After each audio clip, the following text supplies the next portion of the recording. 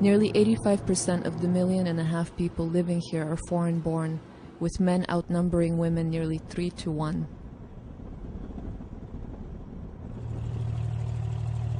As a photojournalist, I have reported on young women sold into sex for the last 4 years.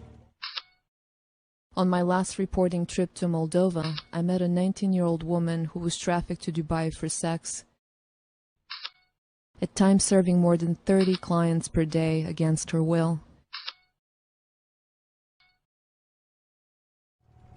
Because of her story, Dubai became a place that I had to see in order to understand such evil. What I found was a city of contradictions. Muslim traditions mixed with capitalism on steroids. Beneath Dubai's futuristic facade, the sex trade is something that some people can choose to overlook. You don't see them. It's not like anywhere else. It's not like anywhere else? No. Like prostitution somewhere else. It's on streets. There's no such thing anyway. Officially, it is very hard to get anyone to talk openly about prostitution. There are many taboos in this business-driven economy, like child camel jockeys and overcrowded, inhumane labor camps like this one. An investigative journalist who reports on trafficked laborers was willing to talk anonymously. Dubai have another good business than labor business. That's prostitution. You can do stories on girls bringing from India who've been abandoned in flats for years. Knowing how risky a story on prostitution is, how many could be deported if they decided to talk to us, my camera woman fashioned a handbag with a hidden night vision camera, and we headed into the night. Everyone knew the most popular sex tourism spots. A Google search for Dubai sex tourism turns up discussions of numerous downtown hotels and nightclubs.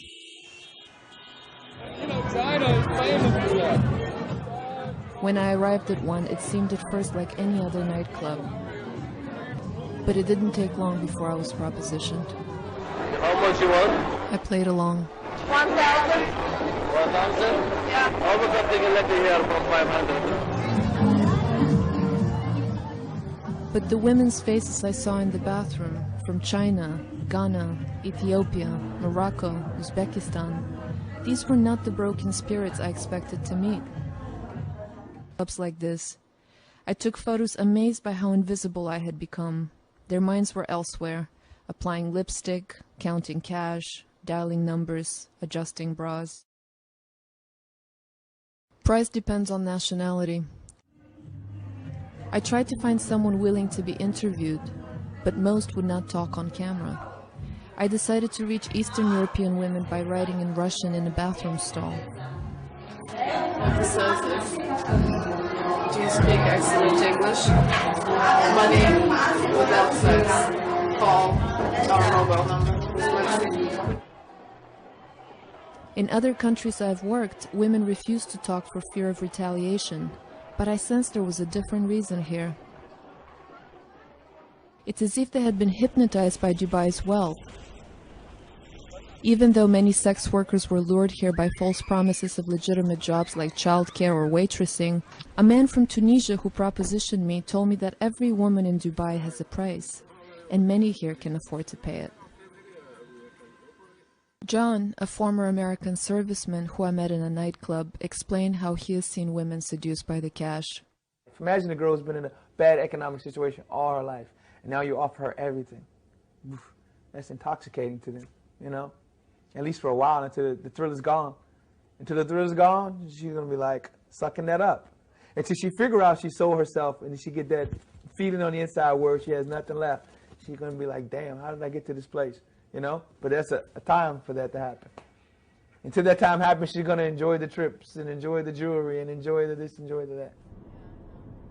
I went to see Sat, a young, intelligent PR executive from Singapore. Even she, a successful businesswoman, has pondered the allure of prostitution. People get into prostitution without realizing it. It becomes such an attractive, lucrative trade. You really can make a lot of money. You know, even I was curious once. I'm like, really? How much money can you really make? Even I was asking, what would my price be? You know, how much can I really make? With so many men here, Seth says prostitution makes Dubai safer. It's fortunate for us that sex is a trade out here, because otherwise I would feel highly harassed. I'm already sometimes feeling harassed to an extent. So imagine if prostitution was not there. Which is a very sad thing to say, but you know what?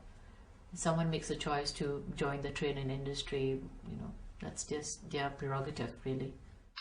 I wondered if I was the only person who still felt that permitting prostitution was a choice that dishonored us as women. In this traditionally Muslim country, even a human rights activist explained it away as an unavoidable consequence of modernization. We are an extreme globalized place with minimal regulations, and this is where it is exploited. And our legal system isn't really growing fast to catch it, because also our government is scared of regulations that they may, you know, turn off businesses or investors, and you know, in all these developments and so on. In fact, all of the notorious sex clubs carry the seal of the Department of Commerce and Tourism. But this is about capitalism. You invented it. You brought it to the world.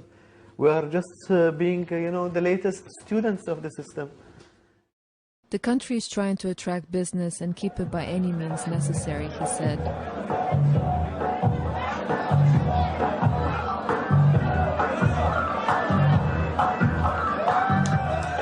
For now, in the clubs of Dubai, there appear to be no efforts to enforce laws against prostitution. And as long as the government continues to license clubs like these, it appears all they really want to protect is Dubai's reputation as the playground of the Middle East. And those young women from poor countries say the money is just too good. Sasha, from Siberia, finally agreed to go on camera. I think their country not good for jobs, for money. It's because of this, they are not having another choice, I think. But some of them have choice and they are like this business and come.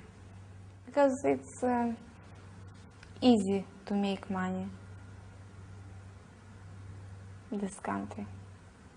It's easy when you're a business lady, when you're... Yeah. I go to the club usual 11 o'clock. The price is what, 500? Yeah, 1 hour it's 500. It's night, it's 1,000. And a night is how many hours? 3 hours. From what time to what time? From 3 until? From 3 to 6. Or from 2 to 5. When you were growing up, what did you want to be one day? What was your dream? A teacher. And now?